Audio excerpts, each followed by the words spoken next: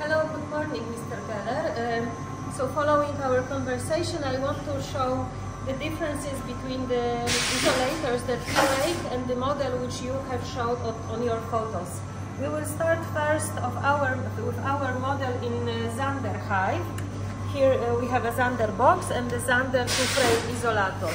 So you see, when you hang the isolator here, it has a very strong construction because it has this supporting ear that the whole construction is hanging on it with its weight.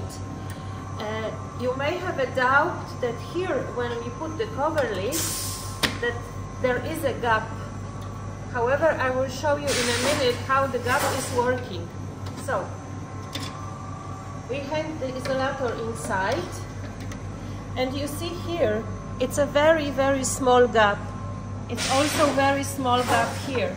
When I put the cover lid, which is designed for this model, you see the gap is closing. There is no gap here that the queen can escape. So this is the whole idea of the isolator. And comparing to this, the model which you have showed us is a different construction because it hangs only on frames. The whole heaviness of the isolator is hanging on frames and the cover lid. So when you remove the cover lid by squeezing it, theoretically the isolator will fall down because it doesn't have the supporting ears. Now the other thing is that the cover which you have, it has a kind of clips. So first it hangs on the wire. So because everything is heavy with the honey inside, the wire can get bended. So after a year of usage, it will just be not functional anymore. And the other thing is the cover with the clips. To remove the cover, you have to squeeze the isolator. And when you squeeze it, accidentally you can squeeze the queen bee, which is of course not what you wanted. So that's why we think that this solution is a very good solution, and it works in 99.9% of the hives. We have made a similar construction for Belgian customers. They are using Simplex frame, and in Simplex they are using this kind of metal spacers.